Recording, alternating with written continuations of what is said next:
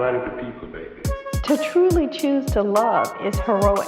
Everything would be all right if everything was put back in the hands of the people. And we're going to have to put it back in the hands of the people. It takes the willingness to stand by and do what has to be done when it has to be done. What's up, y'all? Welcome back to the Off the Shelf Book Club. My name is Jermaine. My name is Jessalin. And we are excited to be here with you guys today. We are going to be discussing Chapter 3 of Unbuild Walls by Silky Shah. Don't forget to hit the like button, subscribe, share with your friends. Everybody needs to do the knowledge because the revolution is coming and we need everybody ready for it. So let's get into it. And before we start, like usual, we'll get into our land acknowledgement. The Off the Shelf Book Club wants to offer our utmost respect to those who came before this land. It is important that we protect and acknowledge the history of the indigenous people of America, Minnesota Makoche, which means the land of the water that reflects the sky, is homeland to the Dakota and Anishinaabe people. Minnesota in its history has taken a part in the genocide of Native people and multiple treaties that have stripped them from their homelands. Where Off the Shelf Book Club resides is home to the Midetuwakaton people, which means dwellers of the Spirit Lake. All right. And then, so for the questions for Chapter 3, we'll be discussing if it is normal to separate families in prisons and not immigration, why should both not be looked at in the same way? If bad immigrants can commit crimes and be deported, why aren't we doing the same to bad Americans? Why do we always look at immigrants as what they can do for us in money-making machines? Alrighty. And so, just to get everything started, how do you feel about Chapter 3? Chapter 3 was, I feel like, overall, interesting. I feel like it did a lot more in, like, having more conversations about how, like, the criminality side, right, of the borders and immigration works. And so being able to add more of that in or into context, I think is pretty interesting. I know it had mentioned some policies and stuff like that I've worked on as well in with like doing projects and stuff like that, which we'll get into a little bit more as it comes up. But like, yeah. What about you? I really appreciated the way that she was able to really show the progress of how we got to where we are with these policies. Mm-hmm. She was able to, like, going back to some of the first immigration policies that have passed in America for, like, Asian Americans, or for Asian countries. It was a good representation of that, and, like, showing how it was at first Asians who were segregated against in immigration or and targeted, and then it went to, I want to say, then it just really became a lot about the southern border. We started, and then moving on to like immigration with the Middle East and our Arab countries. It also made me really reflect on like how targeted these are and who they're targeting. It's very obvious who America decides to target in their policies when it comes to immigration and the lack of morals period there is, because there's America kind of likes to kind of likes to act like I think some abusive parents do, is that they really want to come off as this great, always caring person, and showing up in front of everybody being like, hey, look at what I do, look at what we are, look at us as a unit, and then not showing you what happens to create this unit, you know what I mean? And showing you the real conditions that people are in. And like, it's because like from the start, even with like Native Americans and the indigenous people of America's period, it's just like the lack of care for borders. Then we're creating these new borders, and we're gonna and solidifying these lines, and it's just this bullshit standard, acting like we actually have standards, and we really don't. You know what I mean? Yeah, I think like one, right, it's an interesting discussion, right, when you like look at the timeline on border like policy, border patrol, like you said, right? It starts with,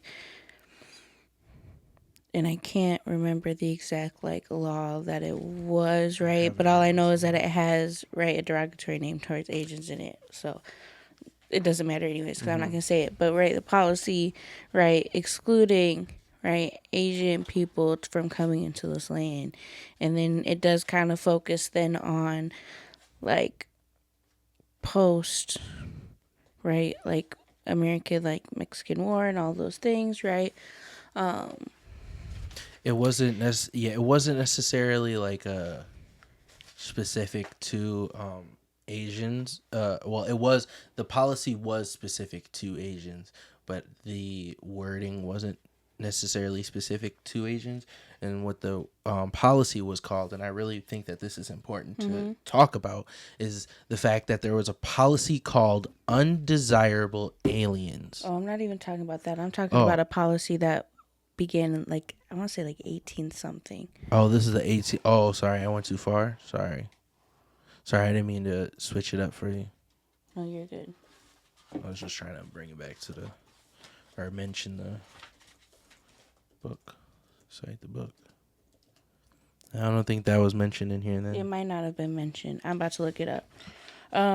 It was, sorry. So this is like the first act, right? Which is the Chinese Exclusion Act of 1882, and that like it was the original that prohibited, right, Chinese people, etc., right? But then there's that one, right? So like for a really long time, right, there's these exclusionary acts on Asian people and particularly Chinese people when we talk about it, right? Then eventually, right, we start to get into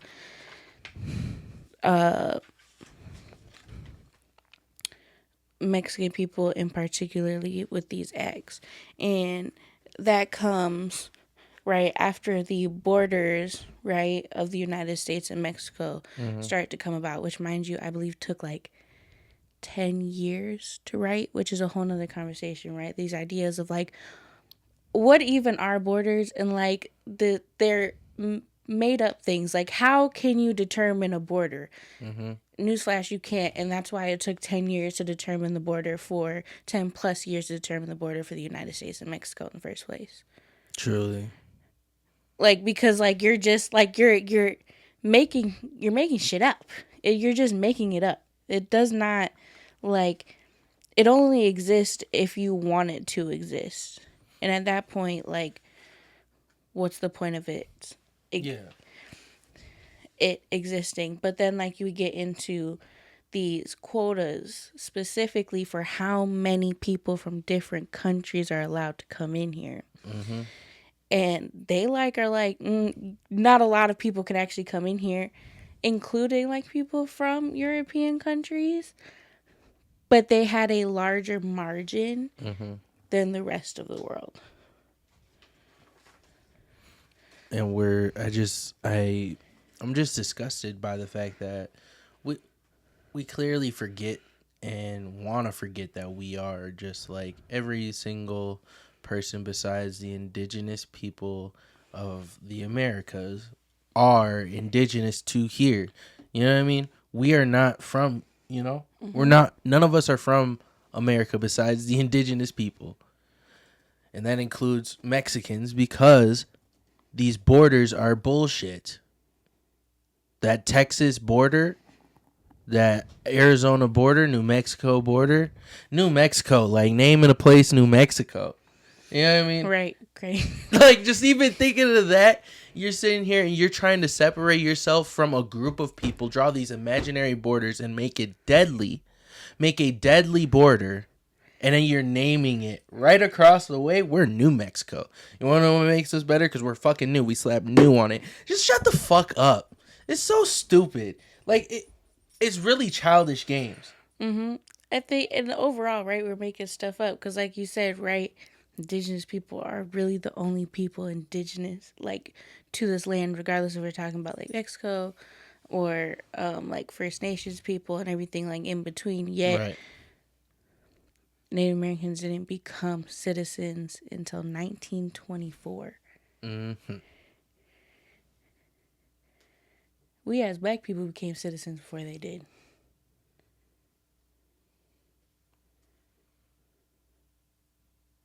And Like, that's like crazy concept, right? And I know, like, us, like, as like African American people, right, or Black American people who are descendants of slavery, have a different conversation of, like, because we're not technically immigrants because we were forced here, right?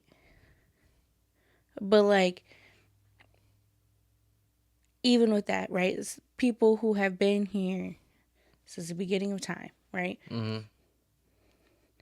We're not citizens because a bunch of white people decide to show up and take this thing over themselves, which, like, should like, all of that should get your brains a turning of, like, think about all the things we could possibly do. Like, if we could just sit here and make shit up, think about how we could just make shit up to make things better. right. Because they continue to make shit up with these borders because they don't respect the native reservations. They don't respect those borders still to this day. And they continue to shrink them, go in them and fucking drain the resources from their earth, looking at sacred land and trying to mine it. Not respecting those fucking borders, but I thought borders were so important. That's like sitting here being like, oh, I don't like people in my personal space, and then you be all up in everybody's personal space, all up in their bubble. That's manipulation. Like it's fucked up. It's weirdo behavior, and we just gotta admit it that the United States is a weirdo. Right. By so many people's logics, right, is that, like, because the United States is established, like, there's all these systems in place, you can't just not abide by these systems. Well, then why didn't the colonizers that done came up on here, where their Native Americans of the different tribes that they encountered had systems of living, had systems, right, in which they abided by, why couldn't they have done that? They didn't. Instead, they said, fuck those systems. We're going to do our own thing. We're going to kill all of you off. We're going to create our own thing. Matter of fact, we are the original people of this land. God-given. Like, they said all that. They made it up. So why can't we do take that same concept, but apply that into a space where it truly provides care, safety, inclusion, diversity, equity into all, like, into these spaces, providing the indigenous people with their land back. Which doesn't mean that you don't get your house. I would also like to mention, doesn't mean that your house just gets taken from you. And think about this. Every single day you hear on the news, we have to follow the law. Borders are law. And we are actively funding someone ripping the land from people. And yes, it may not be over in America right now, but over in Palestine, they are losing their land. To look at the map of what it once was, what was once called Palestine, and to see how that land has been destroyed and taken away from them. These borders were broken. Mm-hmm. They're these borders that existed before these people got here were broken. And we sit here and we act like these borders are so fucking concrete, but every single day these people are actively marching down this shit, and we're funding them. Mm-hmm. We're funding that. We're funding that. So if you want to sit here and act like, oh, border policy is so fucking important and border laws are so fucking important, get your fucking head out your ass and stop funding this shit. And you're constantly funding to now we just in Minnesota, or the boundary waters. Now we're mining in boundary waters. What about that? That's protected land. Those borders are protected there. We're supposed to be protecting that nature. What about that? Get the fuck out of here. You're just trying to make some bread. Not to mention, right, the crossing of borders itself should never result in death, which I want to like raise some awareness and provide information. So in the book, right, she talks about a policy that was passed, I believe, in 1994 called what is now I'm like prevention through deterrence. Oh, yep. And this actually, I should have grabbed it. There's the book, The Land of Open Graves, over there somewhere. But prevention through deterrence was a policy that was passed that created a border / some kind of like wall fence, right, along the U.S. and Mexico border. Mm-hmm. That also, right, centralized, what do you call it? It centralized, like ICE and stuff like that into, Do you just want to read it? Urban area. Yeah, do you have it? Yeah, it's right here. Bottom is the next page. Okay. So in the book here, it says the official strategy for Border Patrol became prevention through deterrence, which aimed to make the conditions of the U.S.-Mexico border so unwelcoming that migrants would hesitate in making the journey north. Through a series of operations utilizing war-related metaphors like blockade, hold the line, gatekeeper, safeguard, the Clinton administration attempted to obstruct undocumented immigrants from entering through ports of entry along the border. But rather than deterring migration, these initiatives only made the journey more treacherous as migrants moved to harsh desert lands to cross. And so basically what these spaces, like what these borders look like, which one book that we'll read eventually that is super, like I think is important, read, is called The Land of Open Graves by Jason De Leon, and he has been working really hard on a project that I'll get more into in a second. But it shows plenty of pictures about this. Like there's basically like a fence, a wall, whatever, right? And then like it just disappears. And so what this allows for is for migrants to pass through these because they're easy to pass through. But these, what they have to go through to even get to like some kind of city or something where they can like actually like, you know, get any help or like any assistance or just like live their lives, they have to go through treacherous weather conditions that kills them. And that's like the point of this policy, is to actively kill migrants who are crossing the border because they can't cross it in like points where they would any other way. Mm-hmm. And so some genuine statistics for that is from October of 2000 to September of 2014. 2,721 migrants were found in the southern Arizona border, dead. 800 of those were unidentified, meaning that their bodies were unidentifiable. We can't figure out who those people are and provide their families with some sort of closure as to what happened to them. Since today, over 4,177 migrants have been found dead through those lands and areas. And so Jason De Leon specifically has created a project, and it's called the Undocumented Migration Project. And through this, he does a couple of things. One, there's a project that people are allowed to take part in. I know a lot of schools and things like that. My school in particularly partnered with another one, did a wall project. It's called the Hostile Terrain 94 Project. And what this does is you are basically creating like what this Arizona border looks like through a wall.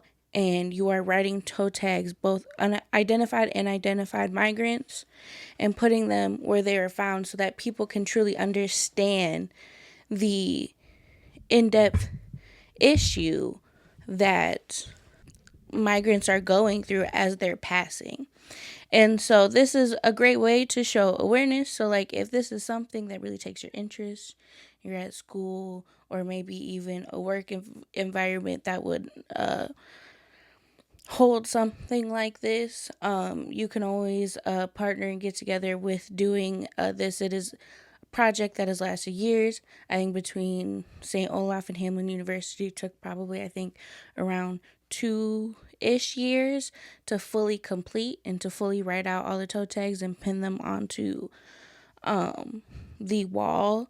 And you can also get creative with it. Like I know that there are people that have done, I think like one of the original ones was like an entire, like a backpack. So backpacks that they found through there were created to show what like that stuff looked like. But also the Undocumented Migration Project, to my understanding, also does work to try and provide relief and closure to those families.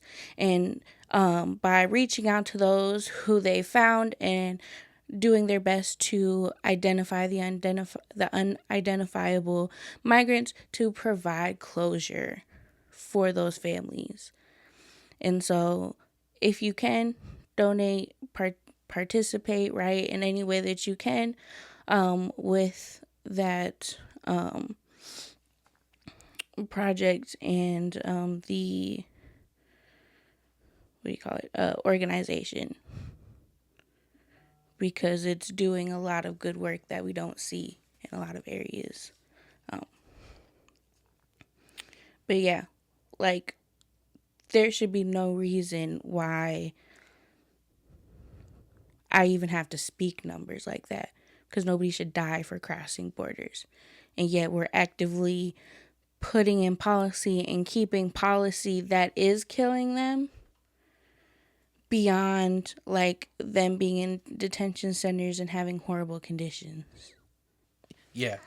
And nobody should be dying for a misdemeanor. Truly. Not even that. Nobody should be dying, period, for a crime, really, that they should do. Don't believe in the death penalty. Mm-hmm. They be getting it wrong too many times. So that's my point. But, again, there are places where people cross the border willy-nilly. Mm-hmm. Passports are regular because it don't have to be like this. And it wasn't always like this. This is something that we need to wrap our fucking heads around, is that once we started using the words like the Undesirable Alien Act, what the fuck do you mean? We ain't got nobody coming from outer space. Unless y'all know something that I don't know. Mm-hmm. So why are we talking about human beings like that? And I know a lot of you guys are going to be like, oh, so soft talking about that we're using this type of language, that the language don't matter. Yes, the fuck it does. Yes, the fuck it does. Because that same language, when we don't police language in policy, you're able to create the fact that you're able to create realities that shouldn't even fucking exist. Like the fact that Pope Leo was technically black at one point. Crazy statement. It's a crazy ass statement. But at one point, because he has Creole American heritage. He's one of the first American, popes. Yeah. Just because at one point America did not know what the fuck it wanted to do. It was drawing these lines on like just race and policy and putting race and policy, things that aren't making something fake into policy. And you see the damage that it really creates. The fact that Pope Leo back in probably the early 1900s and late 1800s would have been considered black, wouldn't have been considered a fucking citizen of America, wouldn't have been considered he would have been considered 3/4 of a human being, or 3/5. Sorry, 3/5. The fact that like we are creating fake bullshit and turning that into policy, changing people's lives, changing the course of the world based off of bullshit ass ideologies and fake fallacies, just to make some people think that they are supreme. But nobody's supreme. And they will figure that out very soon. Language is also like really important because, right, if we're not like the language that's being used in these policies is also what's fearing you into thinking we need them. Exactly. Like the use of alien isn't used to make you feel comfortable. It's to make you feel scared. And that's what like these policies and these like the examples that they use for these policies like do. Like they use specific language to fear you into thinking that these policies are so desperately needed. Like the use of the term super predator that was tagged on to black men and black youth particularly, right? Like then provided people with fear, and then that fear led them to be okay with mass incarcerating us. Mm-hmm. Like we should very much care about language, because caring about language is how they're fear-mongering you. So they fear-mongered you into certain exclusionary policies on border protections during 9/11 when they was really just coming up with bullshit to like make you feel less scared. Same with same with when we're talking about the Mexican U.S. border, we're talking about like active language that's being used to scare you into assuming that we need border policy to keep people out that don't even make up the majority of the undocumented immigrants that are flowing through here. So what? They may do, you know what? So what? They sell drugs. You know how many people sell drugs that are U.S. citizens? Mm-hmm. What makes a difference between them? Nothing. Exactly. And at the end of the day, the government is the biggest. The United States government is the biggest dope dealer that I know, because there ain't no crack epidemic without them. Let's be fucking for real. Let's start arresting them motherfuckers. Start deporting these motherfuckers. Put them out in the middle of the fucking ocean. Put them on that island, since they want to protect them motherfuckers. Fuck is you talking about? No, this shit don't even make sense, because it was never normalized up until we realized that we could profit off of it. The border crisis is just, she says it here on page 69. The border crisis is a right-wing project that over time has been accepted by the Democratic Party and the mainstream media. It has not always been accepted, and actually was pushed back on. But at no point was the border issue a humanitarian issue? It wasn't about the humanity of it. Because we know that, okay, here we go. We got this from page 70 here. The United States is not unique in this regard. In reflecting on this era of nation states after the fall of colonial empires, political theorist Akili Mbembe, I'm probably not saying his name right, butchering his name, Mbembe, observes, the idea is to make borders as the primitive form of keeping at bay the enemies, intruders and strangers, all those who are not one of us. And at the end of the day, how are they not one of us when they were the original people here? In those words, right? Enemy, intruders. Right. Like, these words are being used to instill fear into you. Mm-hmm. And, like, that's an issue because there should be no reason for that. Even with the, like, every so often, like, situations, right? Like, they should never be instilling fear within you in that way. Like, that is a huge issue. Because there's nothing to... When you're trying to instill fear over something that doesn't need to be feared, that's when you need to start looking at them motherfuckers like, what are you trying to control in me? Because fear is a control. Like, fear controls people. Mm-hmm. Makes people do irrational things. Makes people do things for survival. And as a country, we know that that's why we do the things we do. And this may seem dramatic, but the longer you allow them to do these inhumane things to other communities that aren't affecting you, mm-hmm. It's only a matter of time till it affects you. Because we're sitting here, we're allowing them to use new fucking military technology to hunt human beings at the border, to guard our borders. These fake fucking lines that should not be here. Because why are we using this on people that are committing misdemeanor crimes at the federal level? At the federal level, it is a misdemeanor crime. So why the fuck are we using military? You want to talk about fucking funding and spending? Why the fuck are we using drones? Why are we having all this tactical gear on a border for a misdemeanor crime? Speaking of funds for a misdemeanor crime, why aren't you more mad at your government for misusing and reallocating without your approval money into our border protection, which is a little bit ahead of where we're at in terms of reading, right? Because she does talk about it eventually. But that's like they've been doing that for decades now. Been reallocating money and putting it into DHS, putting it into ICE, putting it into those spaces without your knowledge, expecting you not to look into that stuff. That's the issue. Mm-hmm.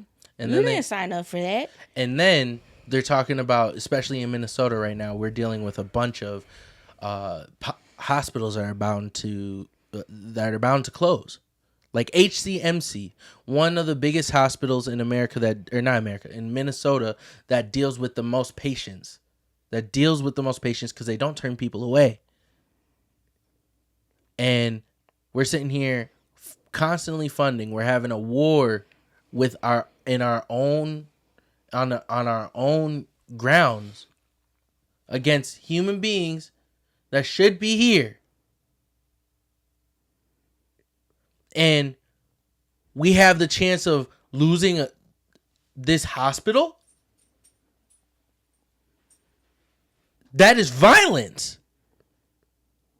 To choose to fund to hunt people and then also choose to not fund what helps take care of our people. What do you care about? Pro-lifers? What do you care about? They're funding family separation. What about protecting the children? What's so pro-life about that? Separating the child from his mother or his father. The fuck is wrong with you?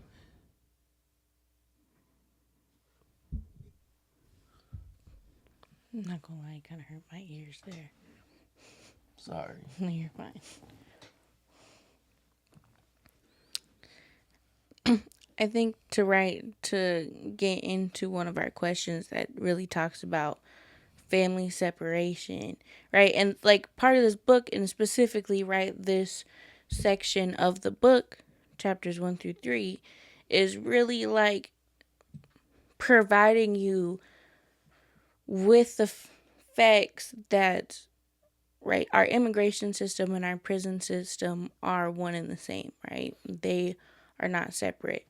And a lot of people, right, who are here for immigrant justice, right, they think that what's happening is not okay, can absolutely say that family separation should not be a thing for immigrants who are being detained. Mm-hmm. But why can't we say that same thing for our inmates? Family separation harms people no matter like what we're like no matter what. Even when you think it might be somewhat justified, right? Like that idea of family separation, right? Because even when parents aren't parenting, right, and they need family separation, right, the fact that a child has to go through that in the first place is harmful. It harms them, even if it might be for the best, because it had to happen in the first place. And 5 million children in the U.S. have, now the words are blanking on me. They have a parent incarcerated. Mm-hmm. 5 million children. That is a lot of children. I believe it's like 1 in 2 children have experienced a parent incarcerated at some point in their life. Dare I say? It is something really small. I have it somewhere. We'll figure out how to put up the like actual statistics on that. But like that is an insane issue. And we need to be looking at families in that same way, right?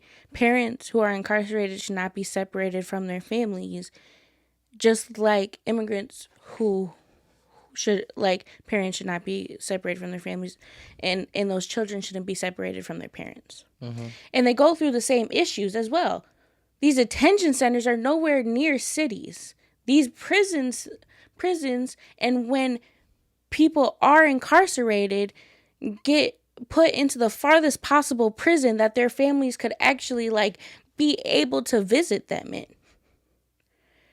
Not to mention the horrible conditions of visitation in itself that families have to go through for visiting inmates. And I don't even think that families can visit their parents, right, in detention centers. Mm-hmm. Like, that is such a huge issue, and we need to be looking at these issues in the same regards, because families should not be separated no matter what the issue is. And so it is so important, right, that we come to these conclusions as if they are the same and similar, because they both need immense change. They need abolition, because they both have the same issues. And if you can see the issue for one, you have to see the issue for the other. Otherwise, you're purposely being blinded. Like, you're purposely wanting to be blind. You're purposely not wanting to see the problem. And that's an issue in itself, because how can we instill proper change without you seeing the fact that these are one and the same. They're looking at each other in the mirror. All right.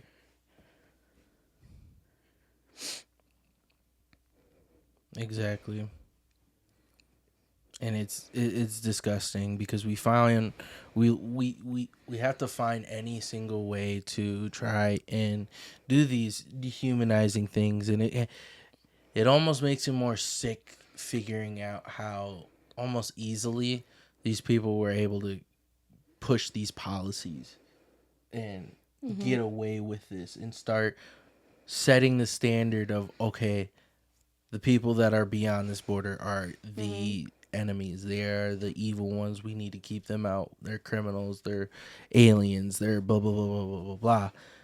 And so that brings me to this page 73 where South Carolina Senator Coleman Livingston Blease proposed a compromise.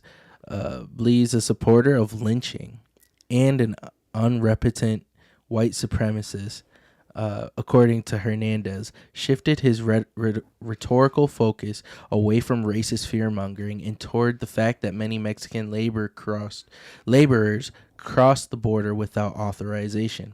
The Supreme Court had ruled that it wasn't technically unlawful for immigrants to be in the United States without status, but Blease found a workaround to remove them easily, criminalize crossing the border. Mexicans could still cross to pick crops, but the new law would allow the government to prosecute and deport Mexicans after they're here once their harvest is over. It was a piece of subterfuge, I don't know that word, that used the pretense of law and order to streamline the process of deporting Mexicans. And they'll find a way to reason the dehumanization. They'll either say, oh, they're leeching off the system. They're taking too many jobs. They're committing crimes. Oh, they're eating cats and dogs. Y'all really let that shit slide. Which are lies. Right. The immigrant population. All of them are lies. Like the immigrant population commits far less crimes, right, than actual citizens. And at some point, you got to be for real with yourself. If you still believe in that bullshit, dare I say, should you be able to vote? Not being for real. But I really question your intelligence. For y'all who really sit here and act like the border is such an issue, I really question your intelligence. Are you able to really act like somebody, like, are we playing peekaboo here? Y'all niggas are so not focused on the real problem. The fact that we had somebody who was a white supremacist, who believed in lynchings, he's the one who set the standard. He's one of the people who set the standard for the southern border and how we treat our Mexican community. That's who we're letting make these decisions. And we're still running with them. So, all you Democrats, you are backing the same policy that a white supremacist would. Because that's what they did. They're the ones who created it. You can't separate yourself from that. So all you same motherfuckers that be like, oh, I wish Obama was back. This nigga would be fucking doing this shit.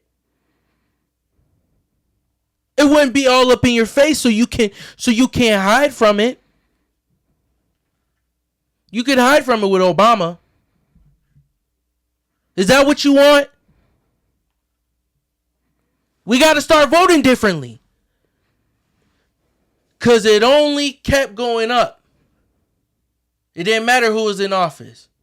Started with Bill Clinton. That nigga was really trying to get shit going.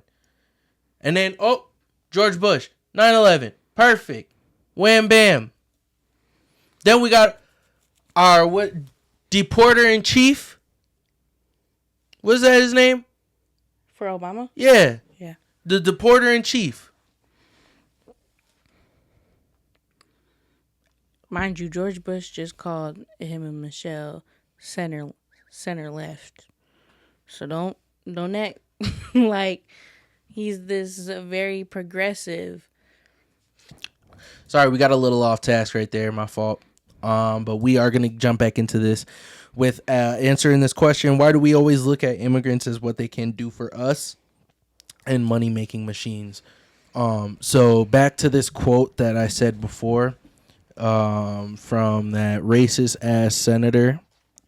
He said, prosecute and deport Mexicans after they're here once the harvest is over. And that is the developing way of how we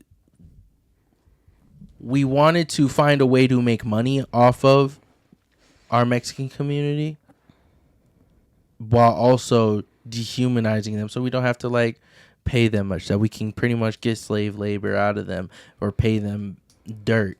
You know what I mean? And we find different angles to constantly find a way. And the language from these bills constantly is dehumanizing people. So that's where we lead to, is that we can that we're looking at it like that. If we talk like how we talk about criminals, the fact that our prisons are really just slave labor. It's a plantation. Same with our immigration detention centers. Mm-hmm. It's plantations, and we know that if we use this type of language, we can get away with that.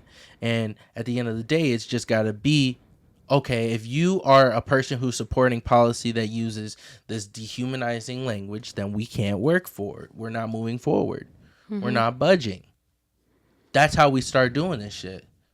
I don't care who you are. I don't care if you have you're a Democrat, Republican, third party, whoever you are, you can't. No. We're going to normalize the fact that this shit ain't normal. I think it's important to understand that, like, how much capitalism has indoctrinated us, because the reality is the reason why we look at immigrants as what they can do for us and the money that they can produce for us is because we look at each other in the same capacity. Mm-hmm. We look at ourselves in the same capacity. How much can you do for the higher ups, and how much money can you actually make? Everything we have created, like, we have partially created a space, right, like capitalism does, that is like, what can we do for the people who actually never cared about us to begin with? Mm-hmm. How much money can we actually make? Our value. We value ourselves based on how much money we can make. Mm-hmm. That's an issue. We shouldn't be valuing ourselves off of money. We should be valuing ourselves for the simple fact that, like, we're here on this earth. Mm-hmm. For being caring to one another. Maybe the hobbies that you do. If you paint, you knit, whatever, right? Mm-hmm. You play Fortnite, I don't know. Like something, right? Like, it shouldn't be money, is what I'm getting at. Mm-hmm. It should never be money. You should never put value on somebody based on how much money they make. Not even yourself. Because your personality isn't going to change regardless of how much money you make. If you're a shitty-ass person, you're going to be a shitty-ass person broke, or you're going to be a shitty-ass person rich. You're not going to gain personality from it. Right. Yep. And so we need to genuinely process through that.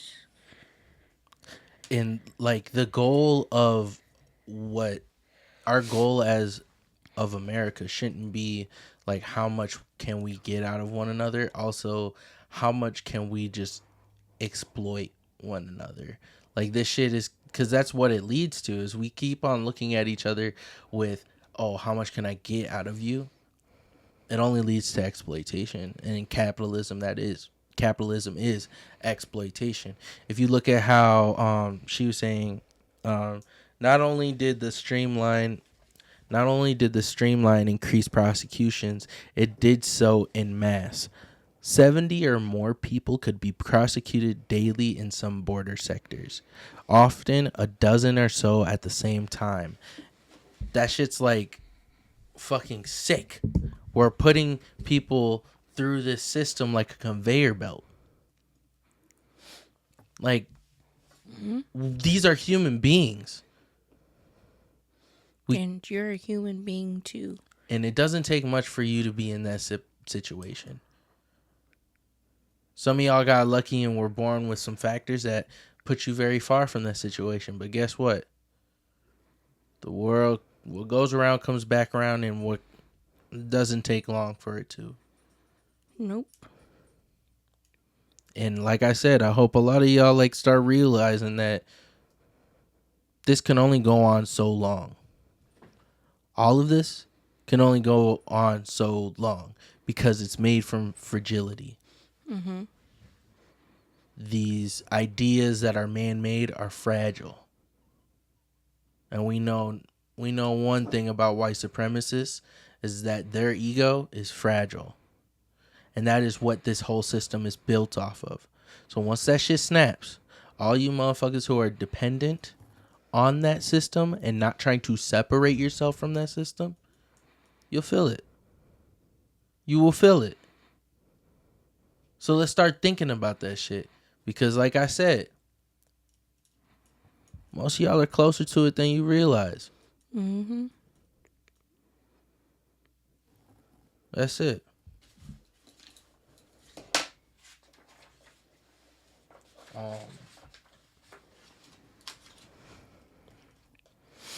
Do you want to talk about this one? Sure. For our last question, if bad immigrants can commit crimes, be deported, why aren't we doing the same thing for bad Americans? I think, right, this question is supposed to like get y'all to realize that it's like the process of it is stupid, right? Because if I look at you and said, well, why aren't we deporting deporting citizens for possessing and like selling drugs, you would give me like a shit ton of reasons. With that being said, those reasons should be the same reasons why you're not why we shouldn't deport immigrants as well. Because whether or not somebody is a citizen of the states or not should not be a good enough reason. Because they can get there, but you never let them get the chance either. And the reality is, right, like we talked about before, our immigration system is set up for you to do everything the right way and still be an illegal immigrant at some point in time during your process of gaining citizenship. There is no way around being an illegal immigrant at some point in time for your citizenship because of how long the process takes. And so whatever reasons you can come up with about that should be the same reasons why we shouldn't do that for immigrants as well. And honestly, if you give America enough time, they'll start doing that. They'll start doing that. Because whatever they're going to do to somebody else, they're going to do to you eventually. We're seeing that now. Like what so many people have said, that they want to go back to the regular police brutality. The fuck do you mean about that What shit? the fuck is regular about that shit? Oh, because they're doing it to you. Because a couple police officers done kill some white people. Now you want to talk about we want to go to the regular police brutality. Like, that's ridiculous. Like we said, whatever they're going to do to us, they're going to do to you eventually. So we should just stop it we should stop it because it should have happened to anybody. And we continue to like have it normal. Like, we look at this shit as normal. Like, what do you mean normal? What do you mean by normal? And that's why, like, I can't... it drives me fucking nuts to all you people who love Obama, who love fucking Bush, who love all the other presidents before us. I'm going to read this paragraph real quick just to get through your head. on how this issue has just really been, we're handing the ball off. If you really want to look at it like something, Obama is D Wade, right? And Trump is LeBron. And it's that one picture where D Wade's like this, LeBron's up in the air. This nigga, Obama, set up the assist for this man. And now you see what it has come up to. Because we let Obama slide with that shit. Like, you comparing Trump to LeBron is gonna real piss people off. Well, nigga, suck my dick. LeBron is a fucking Zionist anyways. At the end of the day, you ain't my GOAT no more. Damn. Not my king. Not my king. No kings. No kings protest that, you bitch. Oh my God. Why would you do that? Because I thought it would be cool. And look at what you did in the process. All right, it's fine. All right, back to what I was going to read. So this is, if you're not going to, I want you to see, you could even say Bill Clinton was Mario Chalmers passing it to D Wade. It was like, 3-man weave type shit. Migrant prosecutions for unlawful entry remained mostly out of the public eye until 2018, when they were used as a toy by the Trump administrations to carry out the systematic separation of parents from their children at the border. While the family separation policy under Trump rightly provoked significant outrage, what it revealed most was the complete moral bankruptcy of the institutions that implemented it. Often, the liberal critique of Trump administration's policy sees him and his administration as an aberration, a departure from the basic norms of governing. This perspective ignores the fact that many of his policies were continuations and expansions of what previous administrations, especially since Clinton, had been seeding. The use of the criminal legal system to punish immigrants as a tool for deterring future migration. And we allowed Obama to sit here and separate families. We allowed Trump to do it. What makes him different? What makes it different? Because a nigga don't talk with a stutter? Like, the fuck? Actually, both of them kind of talk with a stutter, but I like Obama's better. I like the way the nigga Obama talks. Everybody likes the way the nigga Obama talks. So is that the only reason why we're cool with it? Be fucking for real.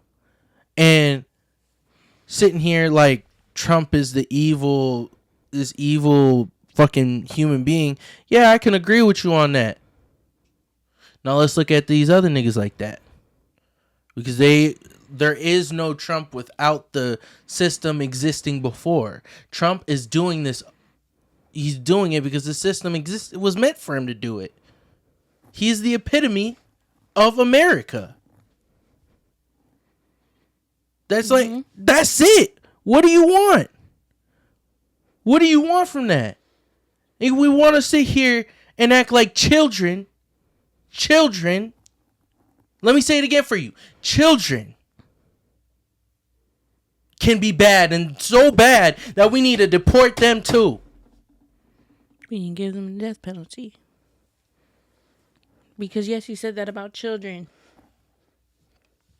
who didn't even do the crime. And he still thinks that to this day. All right, to wrap things up, I do want to hit on two points. Might be longer points. We'll see what happens. So we got on page 91 here. I just think it's a perfect point. I couldn't have said it any better, so I'm just going to read it to you. Creating barriers to migration doesn't prevent people from needing or wanting to migrate to survive or reunite with family. The barriers only make the migration process more dangerous. Enabling smugglers and traffickers to exploit migrants in the process, sex workers, activists, Molly Smith and Juno Mack observe that the vast majority of people who end up in exploitative situations were seeking to migrate and have become entrapped in a horrifically exploitative system because when people migrate without papers, they have few to no rights.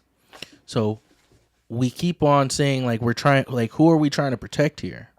We say that we're trying to protect the people who are being sex trafficked, the drug traffickers that get caught up in it, the innocent ones, because we know that happens. They take advantage of people who are just trying to reunite with their family, who are just trying to survive, who are trying to create a better life for themselves, which says something that they're willing to risk it.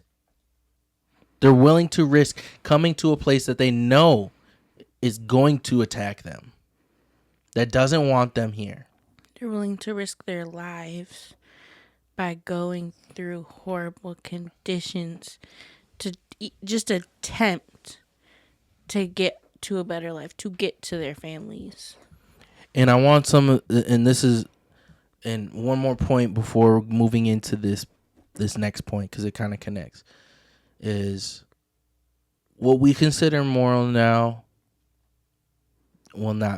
could not be moral in 50 years, 20 years, 10 years.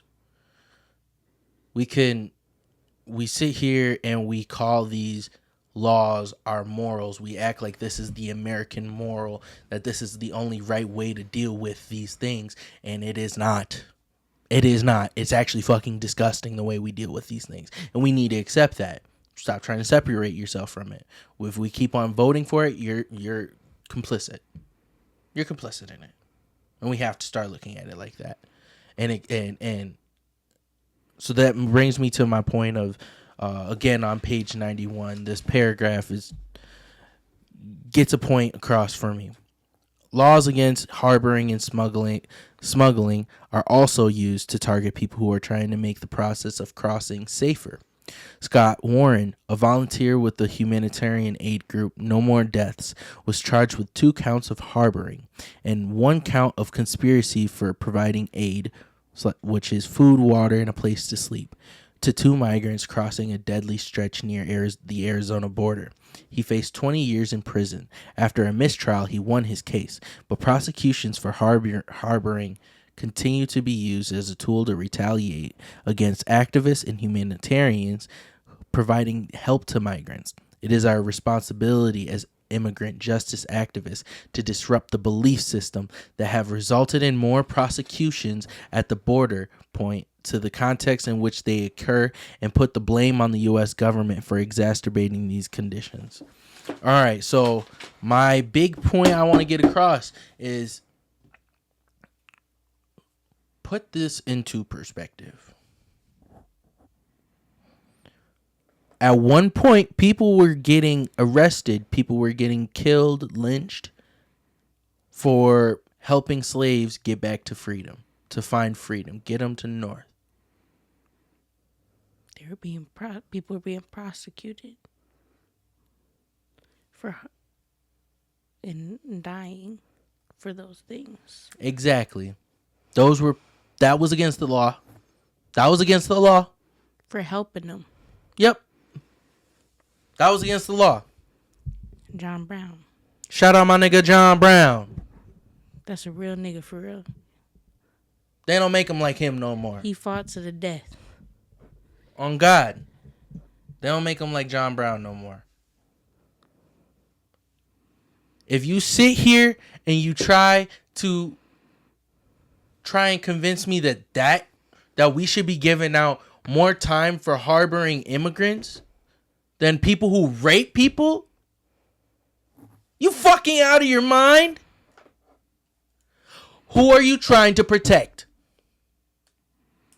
Because American citizens get raped every day. That happens every fucking day. Every single day. Within us recording, countless. 1 in 4 women get raped, and I believe it's like 1 in 12 boys. So, who are you trying to protect? You're giving more time to someone who is helping people. Who's helping people? Cross this imaginary fucking border that we killed people for, killed their community for. You can't. If you can sit here and you can back that, then you're no different than the motherfuckers who were okay with slavery back then. You're okay with slavery now anyways.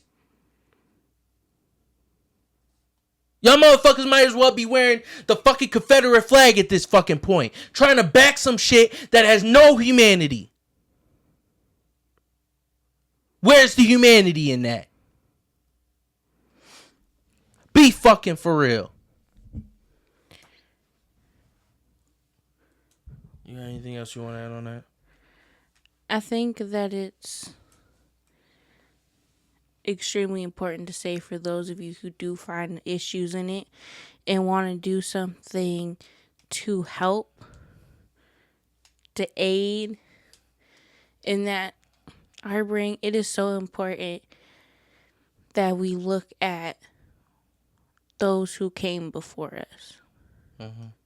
Because abolition has an incredibly long history, and in that history is the blueprint to how we provided safety to those who needed it.